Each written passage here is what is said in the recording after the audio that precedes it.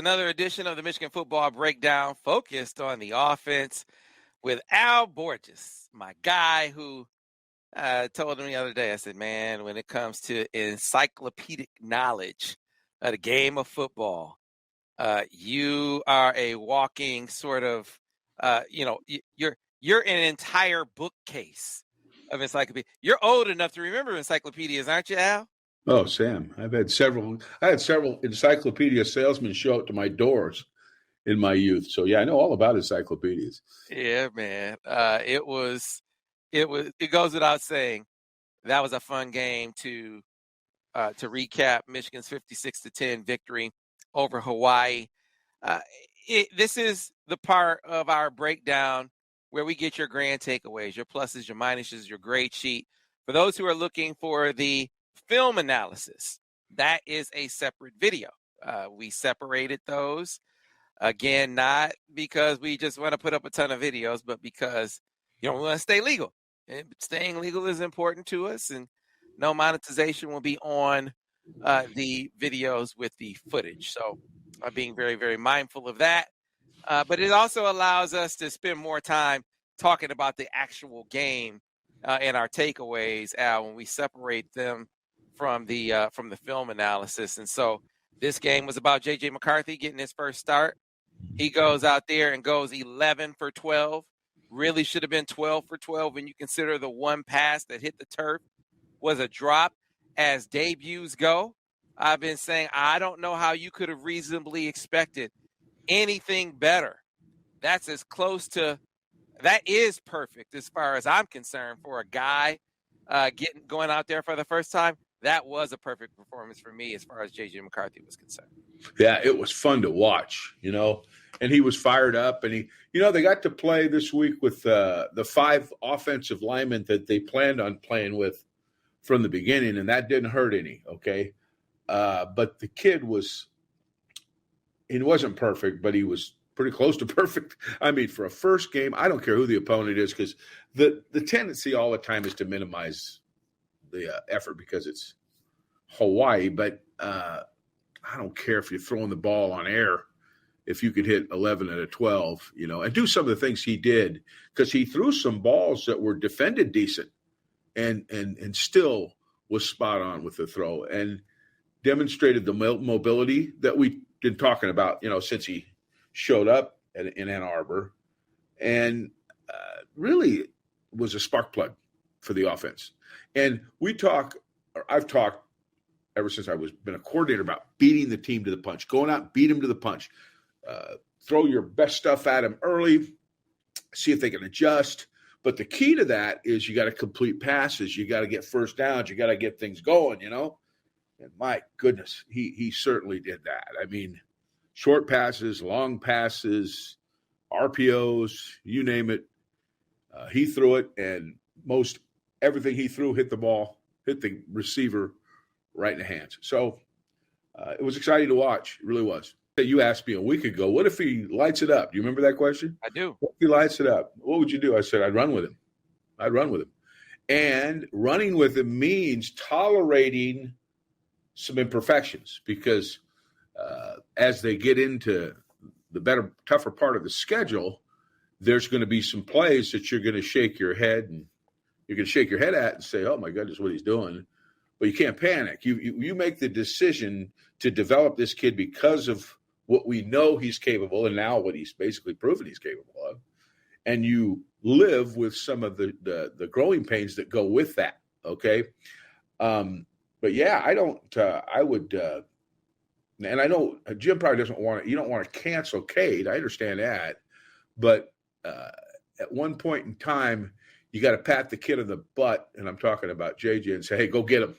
Let's go. It's yours now. Go do it. You don't have to constantly remind him, hey, don't screw it up. You screw it up, I'm putting Cade. Don't tell him that. Keep his guns blazing, okay? Because as soon as you create caution, you don't get his best effort. If the time comes when he's not productive, you do what you must. But until then, just like you lived with Cade McNamara's snafus and shortcomings, you have to now live with JJ McCarthy's. I obviously never coordinated a game, but I imagine that as a coordinator, you look at your players, you figure out their strengths, you see what their weaknesses are, and do they impact your strategy? And to the extent that they do, you coach around them. I think they did that masterfully last year with Cade McNamara. Again, it's not to disparage him at all. But I think when I hear you talk about, hey, I see some of the same things that I saw last year, what it reminds me of is that, they saw some things at times, whether it was the Washington game or the Rutgers game or the Wisconsin game, that, he's not totally not on against Washington, a little bit better against Rutgers, right? Mm-hmm. Wisconsin was serviceable to a point where they were able to find it in the second half. Left about 4 touchdowns on the field in the first quarter and a half, but after that, they found something. So they figured out a way with the run game and settled him into his comfort zone. Found some patterns that he really liked, and he really grew as the season went on. Still, though, with some limitations. Compare, Al, like I remember talking to you about the Orange Bowl. Stetson Bennett's RPO load versus Cade McNamara's. It was night and day. So they figured out some things. How to coach around some things. Maybe not against Georgia, but in other games. I say all of that as the build up to this. You don't have those same limitations with JJ McCarthy. You got a guy here who all of the things that were limitations are kind of strengths for the other guy now. Right. Yeah, I just felt a year ago in certain football games they were very run dependent, and mostly because of the productivity of the quarterback. Other games they were not. The quarterback was productive enough where they were not run dependent. So far, and again, the sample size is small, I see no signs of that. I see no signs of having to be run dependent. I see no signs of being limited with your play calling, and that includes quarterback runs. Now, I would not go Jack Batty with quarterback runs, but I would have them as tools in my shed to pull out because he is a true threat with the ball under his arm. Make no mistake about that. I think that package is on the table, whether it's bluff runs, whether it's an occasional +1 run, where you may want to do something with him in a clutch situation where you get an extra blocker in there, get a crucial first down. Again, it wouldn't be something I did a lot of like Denard, where that was kind of your game, But I don't see anything wrong with that. Run pass options, that's a package that's probably going to expand. Keep an eye on that one, Sam. They only used 2 in this game with him, but look for the RPOs to expand because he is built for it.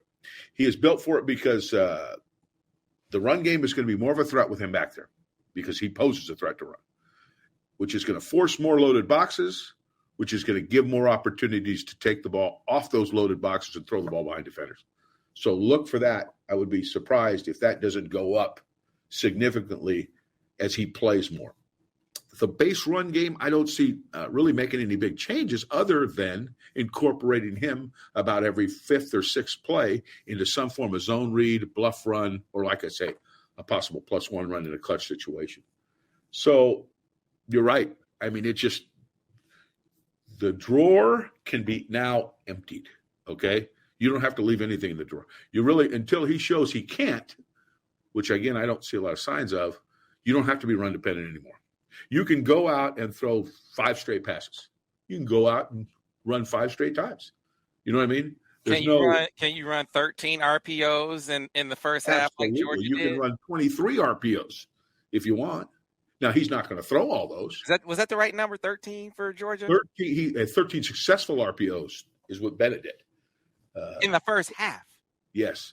But it was, he was on fire. The play caller was on fire. But you can run with this kid. Again, I think RPOs are a great tool, but you can overuse them, okay? Because the quarterback does get caught in some positions where it's difficult to make throws sometimes that can come back to get you. But I think with him, if he does what I think he can do, I don't see any real limits to it. And the cool thing, Sam, about RPOs is they're great for the play caller. You really can't make a bad call. Mm-hmm. As long as he'll make a good decision, your call's always good. And that's why a lot of play callers just, when in doubt, call an RPO, and then I'll just blame the quarterback if he screwed up, But with him, I don't, The one thing, too, about the RPOs is sometimes the first two options are taken away. They may be in a man coverage or something where they're loading the box up, taking away the run. They lock down on somebody. But now you got a guy that can pull the ball down and go, where sometimes that's not the bad news that they're all covered. That's the good news. So, there is a potpourri of options now.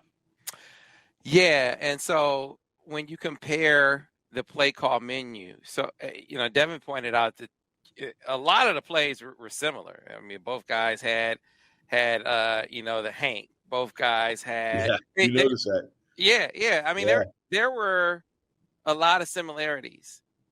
Mm-hmm. Did you see a difference in one aspect, and that is RPO play pass?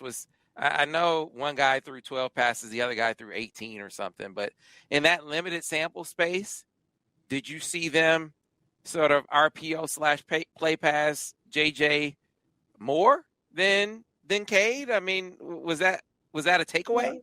Well, I think he took JJ took 3 shots down the field and hit all 3 of them. Okay, there was the dagger, which we'll detail, the stare route when he hit the post over the top when the safety froze, and then the deep ball he got a matchup with Donovan on the edge. Mm-hmm. They walked the linebacker out on it. It was a crossing route, but he just kind of aborted it. He saw the match and took it. There were some similar things with Cade. Cade had a couple shots, I think. The problem, Cade, in his defense, had a few protection breakdowns, which I don't. I was when I offered the comparison, I was talking about the comparison from JJ in this game to Cade in game 1. Oh, I see. I got you. Yeah. Not. That was. I'm sorry. I mean, it was a little different. There weren't a lot of shots taken in game 1. Mm-hmm. There were not. I think I had a couple, but they were much less hesitant to do that. There were some shots taken in this game, and for good reason. I mean, the matchups were all good. The run game was good enough where you could jerk people up, take the ball behind them. The nice thing about the play action game is it clears reads up. You fake the ball, they all come up, and instead of dropping back and watching them buzz out of there and having to read defenders, just discern where they distribute. The play passes, it's much more clear, and some of those shots were just there. They were just there. A couple naked bootlegs. You got a couple nice jerks on the naked bootlegs, and defenders moved because of the run game, and they were there. So it was a little different. It was a little different than the first game. I think the receivers, and because of the fast start too, Sam, they had Hawaii in a pure back pedal. I mean, they didn't know what was hitting them next. I mean, because every time they run the ball, it was productive. Every time they pass the ball, it was productive. It was you could close your eyes and pick a play, and you'd have a shot. It had a shot of working. So they do. Well, when your first pass is a shot to the end zone that you complete, I mean, it feels like it's off to the races. And Devin, commented, and you obviously were his coach for a good deal of the time he was in college. He said all his years running, dagger concept in college, he never threw the post, not one time. No, it doesn't come up much, but I can't honestly say. Well, I've had it come up several times, but that's 30 years, okay? 30 years and calling daggers for 30 years. Well, I've had the dagger route in the offense since I can remember. So there's been times I can remember most of them. I remember being at UCLA, breaking a game up against Washington, and Cade McNamara hit Jimmy McElroy. We called it Lorraine at the time, but it was same play. Post, dig behind it. And he ran right, same type of deal. The safety bit hard, and he just blew right by him. He alerted it. You could see it, light it up, touchdown. So we've had it a couple times, but it is not. It doesn't come up. I told Devin, much lower level high school football, we were a state semifinal team with your former colleague, Fred Jackson. His son was the quarterback, and he had guys. He had 3 Division I guys, one of whom was Andre Weathers, who was the running back on that team. He had a D1 receiver on one side, and and D'Angelo Mitchell, and not that anyone would know that, but you would know the name Jason Turner because he was Eric Turner's little brother, former standout basketball player at the University of Michigan. So he had dudes, and dagger. It was called combo for us, but dagger wheel. So you had the dig with the wheel and a backside post. Al Borges, I'm trying to remember, is what that season was 12 games with a very well-trained quarterback who had Fred Jackson as that. He did not throw that backside post one time the entire season. You said in 30 years, you can count basically on one hand how many times you threw the post. Devin Gardner said he never threw that in his entire career. JJ McCarthy just picked that out in his first start. Right? I mean, if you were just going with the percentages, if you're just going with tendencies, right? If you're locked into what normally happens, JJ McCarthy does not throw that ball. But he threw that ball, Al Borges. I think that is very encouraging. That is, yeah. Of course, he got two of the biggest bites out of the safeties you've ever seen in your life. We're going to show you that later. But yeah, I mean that's a heck of a deal. What's probably one of the most famous dagger wheels in Michigan history is Jeremy Gallen against Notre Dame with 30 seconds or 25 seconds left, catching the wheel part of the dagger wheel, and that was a dagger with a wheel incorporated. And so it you throw the wheel sometimes. Of course, that wasn't a wheel; that was just a dagger. But yeah, it's not a read that comes up a ton. Well, we usually wanted to put a fast guy in a slot that could blow the top off the coverage because he was the most critical guy in the play, not because we thought he was going to catch a lot of passes, but we just wanted him to clear through so the dig would be open. We were always going to play past the core of the defense up, pull the safety as deep as we possibly could, and just try to throw a layered cut right in behind the guy. And then if for some reason the whole thing looked mucky in there, we had a little guy check into the flat, which we'll show you that when we show the illustration. So it's really very good play. When you look at the video, because people can you can go check out the breakdown with Devin that is now up, the film breakdown with Devin that is now up. And one of the things that he sort of compared the first touchdown to was, folks, you'll remember the post to Cornelius Johnson. And he said, I'm checking the post quick, but there's they're one high. That is not supposed to be there. So I'm going to look at it real quick, understanding that over is probably where I'm going to go with the football, right? So basically in your lingo, Al Borges, and I told Devin this at the time, so alert the post. But it sounds like, first of all, JJ, if that were the case, that alert was a big time, hello, throw this ball if it was JJ. But you said it wasn't. That's not an alert on that play. Well, that's more of a one. When you go to 3 layers, you may get a late reaction from the safety, which is what happened on JJ's. So you'll have to stay on the read a little longer. Whereas on the dagger, it's usually, the guy takes a bite and he blows by him like you saw, and you lay it out there, where I would allow him to take a longer look to make sure the safety, A, didn't bite the run, which may get a quick throw deep, or the safety starts to ascend and flat foots and either jumps the crossing route or freezes with the crossing route, which happened in this game. Yeah. And we lay it on top. So I would have him take a better look on the on what I call the stair route, the one that he hit CJ on, than I would on the dagger. But in essence, it's really they're both the first look. They're both the first look. So. He nailed them both. The best decision, Al, because I want to sort of segue into your bitter and sweet.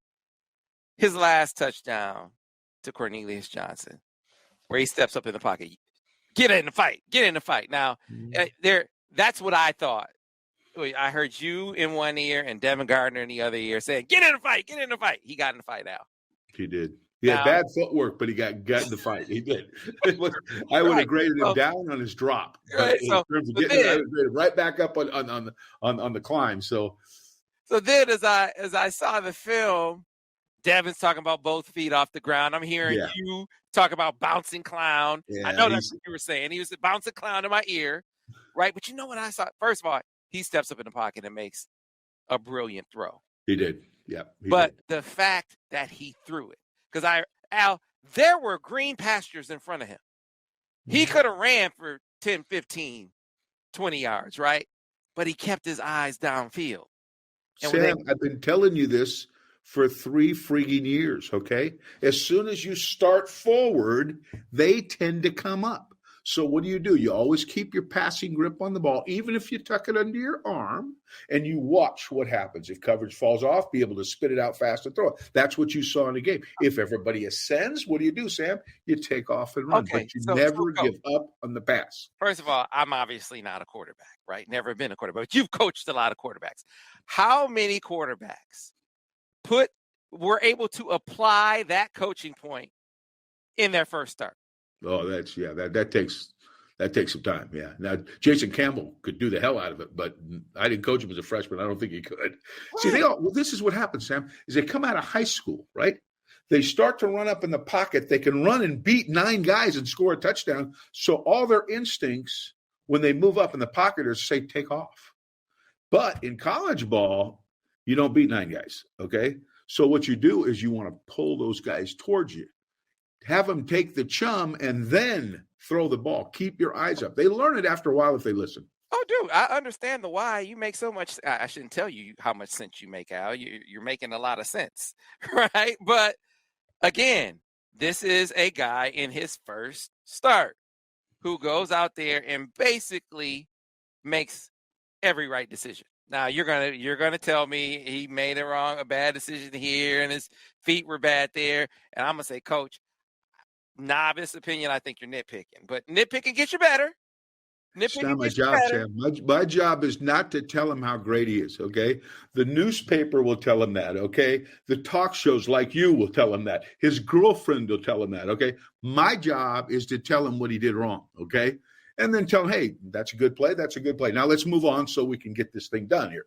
So, I mean, to get him to the level you all want him, you got to nitpick a little. You got to say, okay, without creating caution. Now, don't get me wrong. You still want him, let her rip. But there's things like his game was not perfect. It was pretty good for the first time. I mean, really good for the first time. And what you were talking about,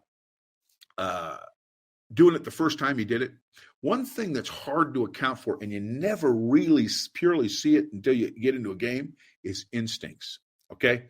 This kid has some instincts, which means he may do some stuff ahead of schedule to other guys that you coached. You'll say, God, dog, that's quarterback. That's not quarterbacking 101. That's like the third term of quarterback. You know what I mean? That's when you played. Some guys are just instinctive. They got a great feel for how to play, how to make throws. You can talk about that all the time, but some guys, they never really get it like you want it, or it takes them a while. Where some guys are just instinctive, and he seems so far, again, we got to be careful about anointing him, but he seems so far to be pretty instinctive. When to bail, when to stay, when to run up, when to let it go. All those things. You coach the hell out of him and talk to him about them all the time, but sometimes it goes beyond what you say. Denard Robinson was a very instinctive runner.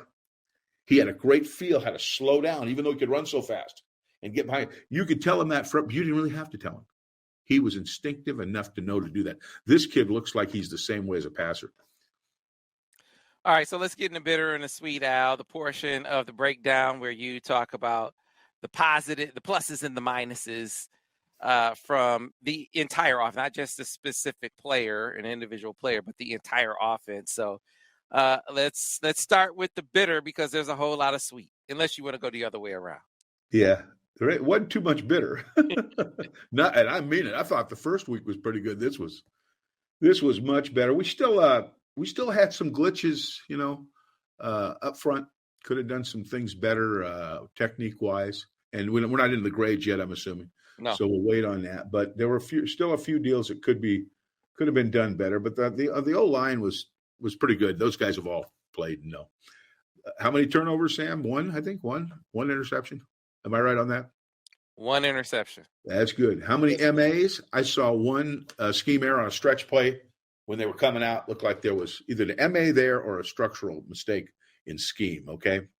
But not many penalties. Were there any penalties?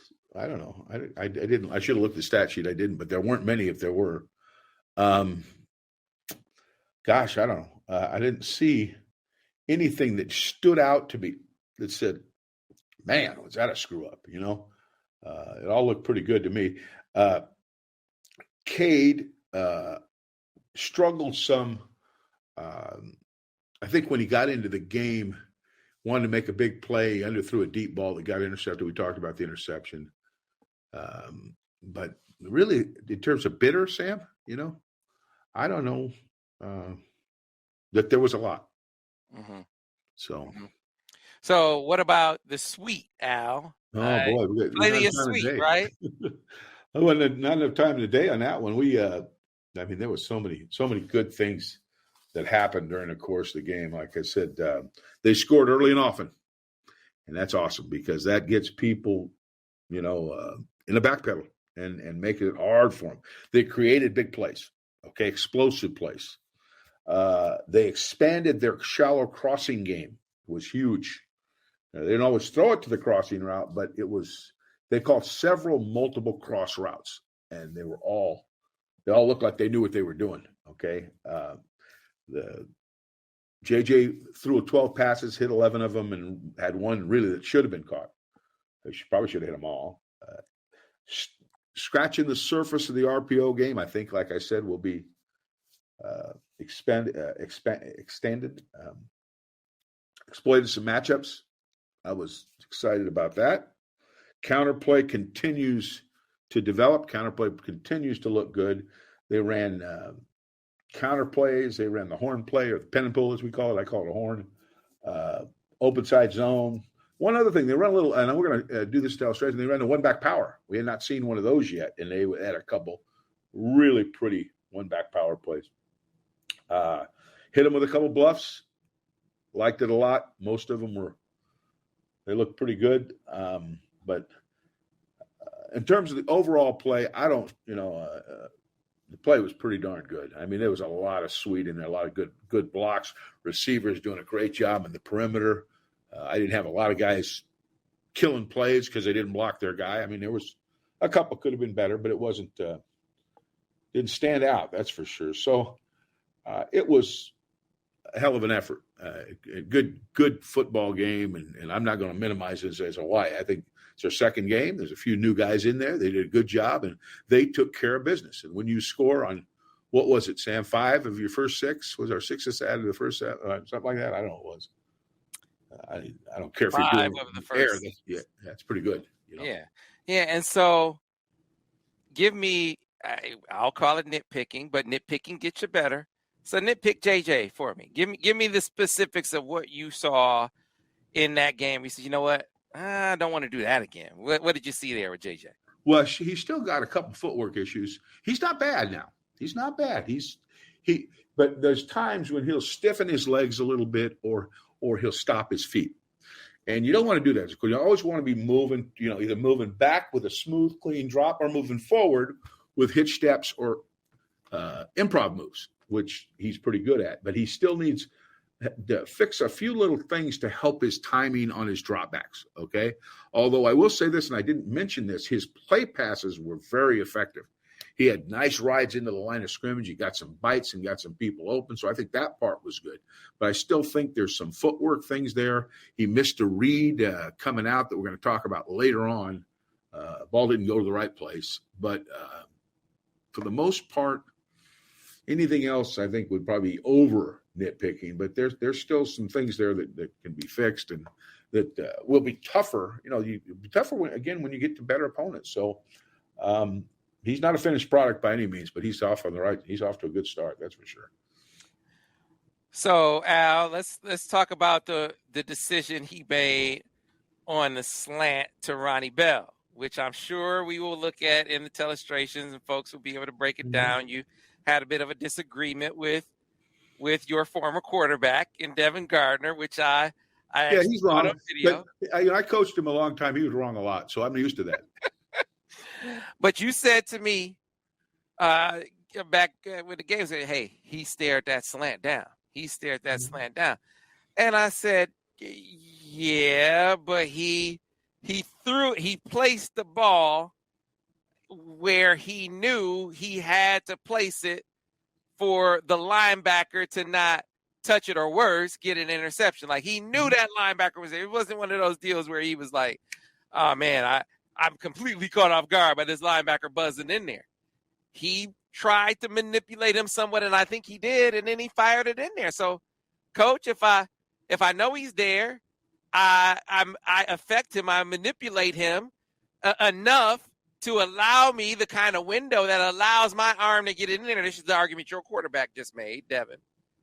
Then why are you on my back, Coach? Why are you on my back? Because it's a miserable read. He threw it the wrong side, okay? This whole discussion's null and void. The ball should have never went that way, okay? The safety squatted down into three, buzzed. The free safety rolled to the middle, and the ball should have been thrown on the sit side. All this really, you can argue whether he looked it off and all that, and I don't know that he did much, okay? But the ball, the play, and we're going to get into the illustration so this becomes more clear. But versus one high defense is the sit corner side, which is to his left, is where the ball should go. That's the way the play's designed. The ball should never go back to the slant unless the safeties are split and the Mike linebacker's working towards the tight end. Then you can throw the ball to slant. But anytime the linebackers divide and the nickel's sitting here, they just pass it off. To get that ball in there is very, very hairy and even try. My point is if he threw him an accurate ball and not on his back hip, the ball's intercepted or it's darn near intercepted. Right. But the point that's really not even. I'm gonna make the argument for your quarterback again. He only put it the only place he could get. I understand. The only place he could. No, I've heard. He sounds like sounds to me like he sounded when I met with him. I go, Devin, yeah, great. Throw the ball on the sit side and shut up. Okay. I froze him. I can't tell him that anymore. I froze him and I got the howitzer to get in. But you said that's not a real look, huh? That's not looking at the linebacker is not a real look. Is that what you're saying? Well, the whole idea, and again, we'll get into the illustrations, it's better. We can verbalize this all we want, but to see it is to believe it. Is the whole idea on the play is you got one side that's designed for a one high defense and another side designed for a two high defense with a Mike working strong. Mm-hmm. When the quarterback takes the drop, he's not supposed to look outside, look back in, and then throw the ball. That's not the way you do it. Okay. You look right down the middle of the field. That moves the linebacker as much as you want. Okay. And that will show you where the spin of the safeties are coming. In that instance, the spin of the safety was coming to his left. As soon as he saw that spin and saw this free safety go to the middle, his eyes should go right back to the sit side, which was wide open, I might add. Yeah. So the play design, you can abort the play design all you want, but I mentioned this before.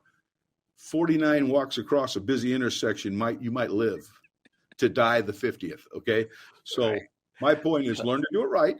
Don't tell me how good your arm is. I don't worry about it. Learn to do it right, and you will progress as a quarterback. So I was just being devil's advocate. You're really good at it because you are a little devil. I'm in no position to rebut that excellent dissertation on that play. I was just trying to represent your quarterback effectively, but I will say this. Now, having heard both of your cases, having seen your visual evidence, and I have to admit yours is more compelling because let me tell you something. I heard one time on an NFL soundbite. Okay, you'll find this interesting. I didn't mention this yesterday. The Packers were playing, and the call was 58 Razor. Now everybody who watches NFL films always hears 58 Razor, 58 Razor, which is a post corner with a post at a slot look. Okay. And Brett Favre was the quarterback and threw the ball back to the tight end McNamara. That's never been done on a 58 Razor in the history of football. I've watched 58 Razor run numerous times, and Favre threw it back there and got the ball intercepted. Okay. And I'm sure that Mike Holmgren probably came unglued because he used to do that with Favre every once in a while because Favre kind of be a loose cannons up there. And Favre's excuse or reason was, if it was a basketball game and it was a jump match, that guy's 6'6", I'm going to throw him the ball. And, I wasn't in the meeting and I don't know, but I could hear Holmgren now. I said, yeah, well, this isn't a damn basketball game. Read 58 Razor, okay?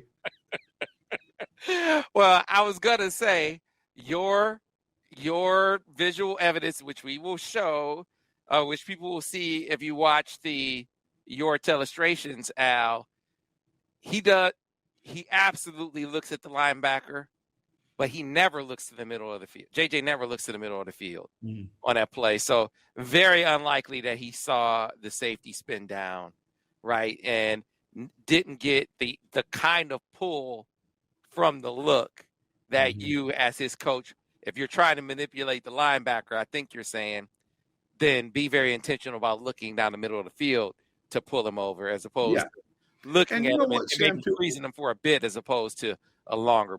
Right. And again, I don't know how he's coached. I'm not in those meetings. I know the play. And I run the play since Christ was a child. Okay.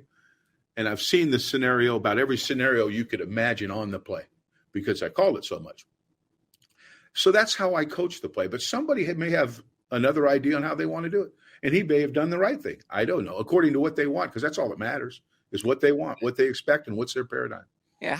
How about we just spent 5 minutes talking about maybe the one questionable play that kid made in a whole half of football in his first start. I mean, man, that's the epitome of nitpicking as far as I'm concerned, and one that I'm sure his coaches are going to get him better from, which speeds us up to the grades, Al. So let's get to the grades, because at this point we can start talking about other aspects of offense and other players on offense. So let's start with your grading and really spend some time on the run game. What did you see from the running backs? What did you see from the offensive line? What grades did you give them?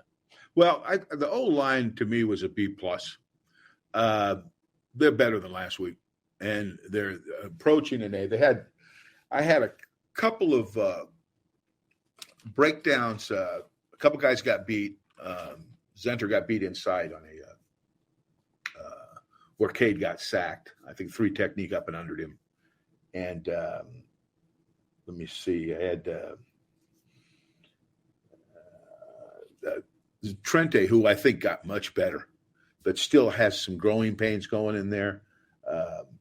Is still not solid yet, but good, very good. And he's going to be as good a lineman as they got on the team by the end of the year.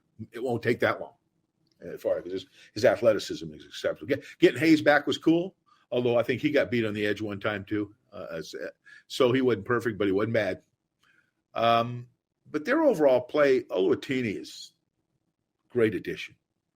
Great addition. And what thing about him, and for the fans, when you watch him play or you watch our telestrations, and they run that pin and pull where the center pulls, because it's not, depending on the front, it depends on who pulls. It's not always a center. Sometimes it's a guard. But in this game, because Hawaii was in a certain front, it was Oluwatini. He is so athletic. When he has to take a substantial amount of steps, his athleticism shows up more and more. He can move. He doesn't get pushed in the middle of the pocket on passes. When he seals back on counters, he's solid as a rock. And he seems to be maneuvering the point in terms of who to block, because he's really the guy that does that, Sam. He kind of puts everybody on the same page. They don't seem to be having many problems. I said it last week. He's played a lot.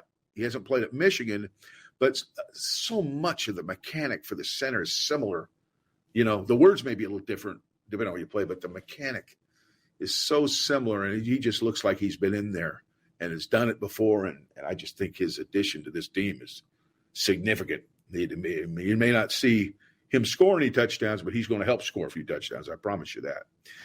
The tight ends continued to progress. I just didn't see a lot of problems with them. What is 82's name? I keep forgetting it. Bredesen. That's Max Bredesen. Ben Bredeson's little brother. Yeah. He's an athletic kid, but he's still learning. He's still learning. He has a couple where he should have climbed and done some deals, but wasn't bad. Schoonmaker has really, to me, looks like a different player, particularly this time of the year last year. Mm-hmm. He's a much better player. And Eric. Eric Hall is a fine football player who can do anything you really want him to do at the position. But they are solid. I had them as an A-. I thought they played – them and JJ played about as well as you could play, in my opinion. The wide receivers, I gave them a B+. Could have given them an A-, but I was debating. But they were solid. Routes were pretty good. They went and got the ball. On blocking? Yeah, a couple blocking deals. And I count blocking. Believe me, I do. A lot of fans may not see it, but I do. And if they don't block well, they're not going to grade well. I don't care if they catch 5 touchdown passes. If they're out there doing nothing when the when they're running the ball. I mark them down, but they weren't bad though. I'm not trying to make it sound like that. They did a pretty darn good job out there. They sprung a few runs. The reverse was nice. We'll illustrate the counter reverse, which was nice. So I really liked what they did. Running backs, I gave them an A. I can't.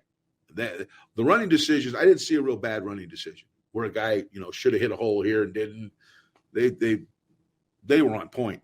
I mean, and they got yards against unblocked defenders. It wasn't like they were getting out there getting tackled. They had a lot of places to run now. The offensive line gave them some nice cavities, but they were good. And the pass blocking looked pretty good. I thought they were outstanding in this game. And JJ, I had to give him an A. I mean, you could really be a turd and give him like an A- or B, but I'm not doing it. I'm just grading him honestly. Now, if he had to play the whole game, that would be hard to do. If he had to keep playing, it'd be hard to grade that well because there's going to be a flaw in there somewhere. But I only graded 36 plays. So it wasn't I thought he was really, really good. Cade struggled a little bit, but didn't get help in his defense. He was a victim of a couple bad protections, bad pass protection, a couple of deals. He made a poor throw on the deep ball, not necessarily a poor decision. They ran a bingo cross with 2 go routes, and he had a nice matchup with press into the boundary. And I'm not so sure I would have taken that. But if I had watched what JJ did during the game and I'm trying to get somebody's attention, I would have definitely made that throw. But he's got to make a better throw. He's got to drop that ball on top of his helmet, give him a good look at the ball. He underthrew it and basically played catch with the corner. It just was enough air in the ball, and it wasn't located very well. It was too far to the inside. So that was on him. But, I think he's feeling a little bit of it when he gets in there. He's feeling, I feel for him because I know how this is. I've been in this situation with quarterbacks before.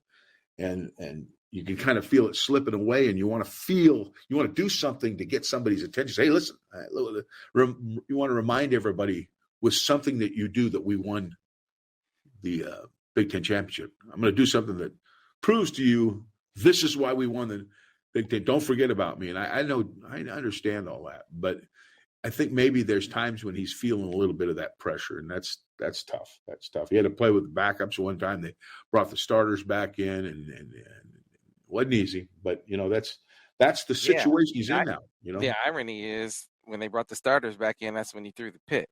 And I know, and he got sacked once. Yeah, so I gotta ask you, when you look at him performing, he's like I said this to Devin, he's better than he showed in these 2 games.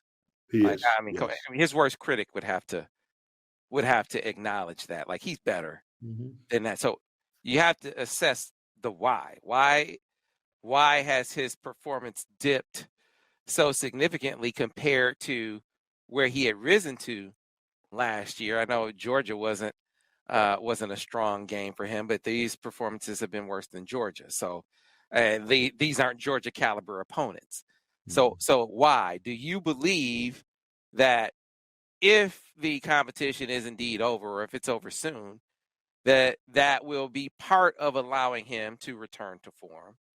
And as a coach, how do you massage that? How do you keep him engaged? How do you get him back to at least what his level is, right? Because this day and age in football, Al, college or pro, you better have number 2 ready. Because odds are you're going to need number 2 at some point. Right. You got a mobile quarterback that could get hurt. That's, could keep your fingers crossed, but that he's going to run the ball more than Cade ran the ball. So there's always more possibilities for injury. But the thing I do with a guy in his situation, because I've had this happen, again, 30 years of coordinating, you get guys starters that got beat out. I had an All-American quarterback one year, Sam. Then the senior year got beat out. So I know how this can be, but you have to appeal to how important it is to him, how important it is to you. You are a captain.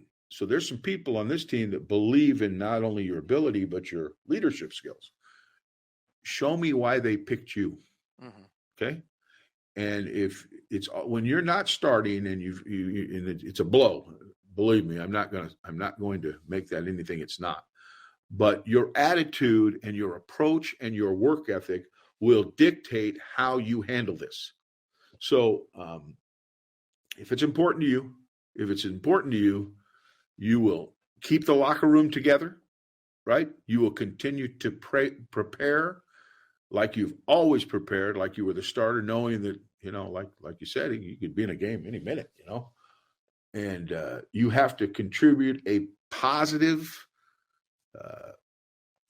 vibe to everyone you come in contact with. You can't commiserate because it's easy to do it.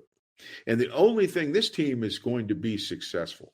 I really believe that it's going to win a lot of games if everybody stays healthy and things go as everybody thinks. And the only things that keep that from happening is if there's divisiveness, if there's something in the locker room that's pulling people apart. And now, my message to Cade was, don't let that happen.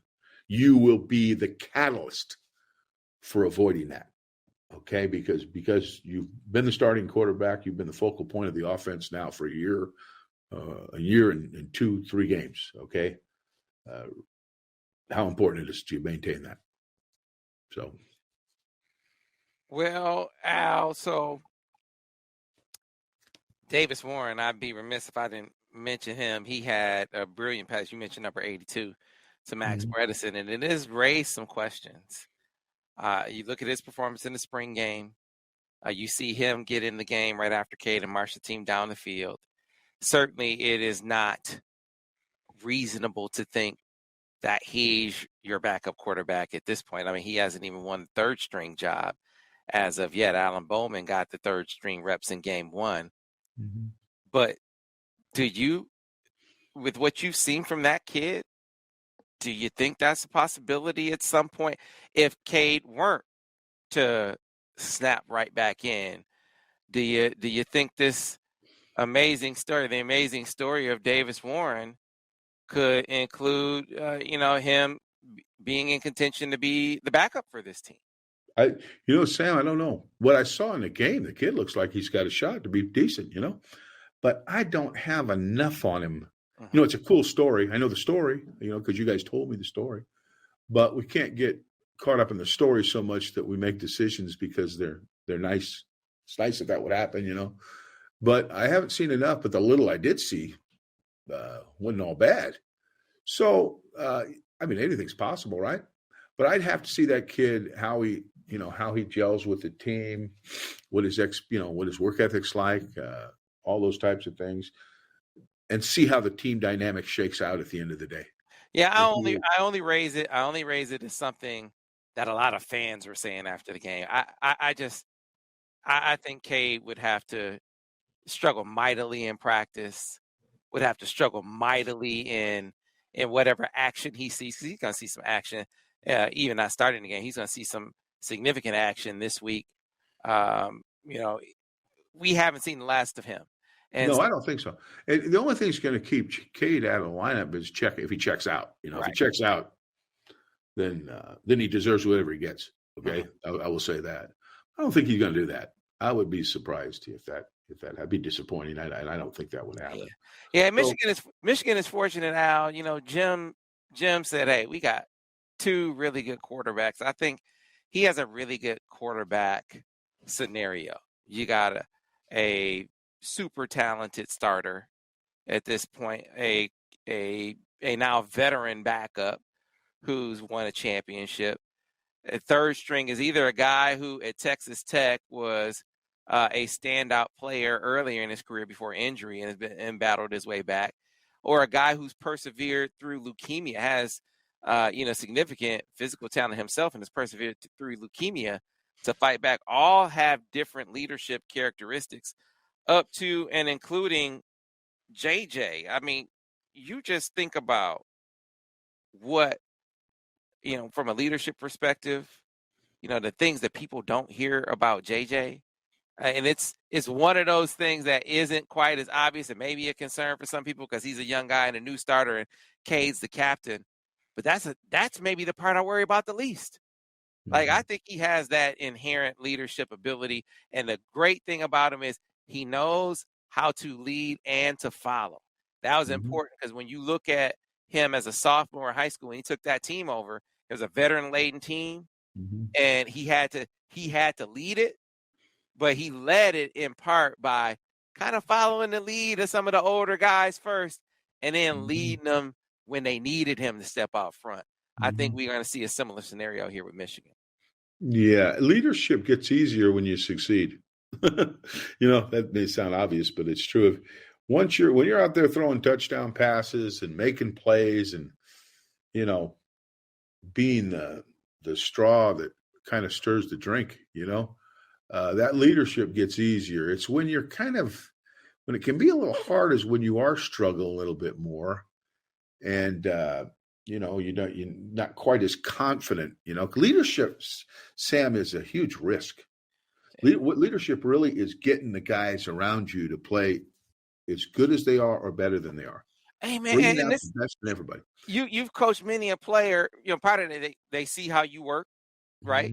You better be the hardest working guy. And then the other piece, it becomes so much more visible now in the day and age of NIL, because some guys don't get what a guy like JJ got or gets, and that's why he has an NIL camp, pays everyone.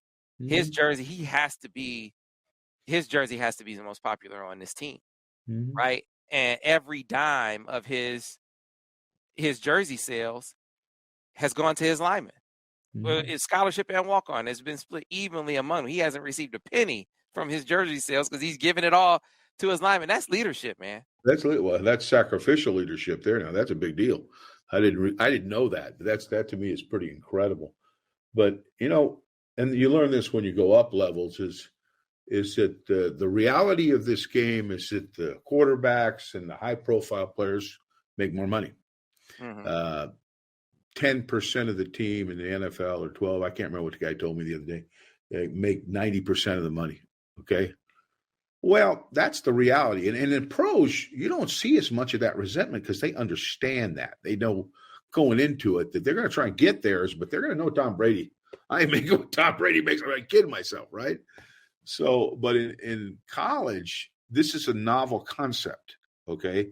So it's easy for kids and parents to wonder why, and maybe have the hand out a little bit. So for a kid to deal with it like that is incredible to me. Because he's making a statement that you're every bit as important as I am. And when you will also benefit from my exposure. And let me tell you something, when you get in that huddle, those dudes are pulling for you. And if they give up a sack, they feel awful about it. Now, I've played with or coached a couple quarterbacks when the lineman gave up a sack. They didn't hurt their feelings at all. They almost kind of liked it. But I promise you, I'm sure Devin Gardner wasn't one of those guys. No, never. But I'm just telling you, in all seriousness, that can happen sometimes. So, but it's a risk to be a leader, and because there's so many ways to do it. Some guys are vocal. I had a couple guys. They were turds, man. They were hard on the guys. Other guys were quiet, Joe Montana type, kind of quiet, didn't say much, but when they said something, everybody listened to them. You know what I mean? So there's a lot of ways to do it, but it is a risk, and you risk pissing some guy off, and then if you don't play well, it's, what are you telling me what to do? You haven't completed a pass in about 3 weeks, So I know how it can be, but like I said, as you succeed, that leadership grows and grows and grows. So I think he's well on the way to be a pretty good leader. Yeah. Well, he should have a heck of another big-time game if what we saw last week is in the indicator against a UConn team that is better, but not a whole lot. Not a whole lot better than what we have seen over these first couple of weeks. So be on the lookout for the breakdown of that game, but also make sure before you even get to that, you check out our film breakdown where we go through the telestrations, passing game, running game, line play. That's the real difference between people say, hey, well, why don't you just have Al and Devin do the breakdowns together? It'll save you some time. Their breakdowns are totally different. Devin is like 95% passing game, and 99% of that is quarterback play. Right. Whereas you, Al, you do the whole offense. You do quarterbacks, receivers, running backs, all the linemen. You do all the positions. all the responsibility. So it's a different breakdown altogether. So be sure to check it out.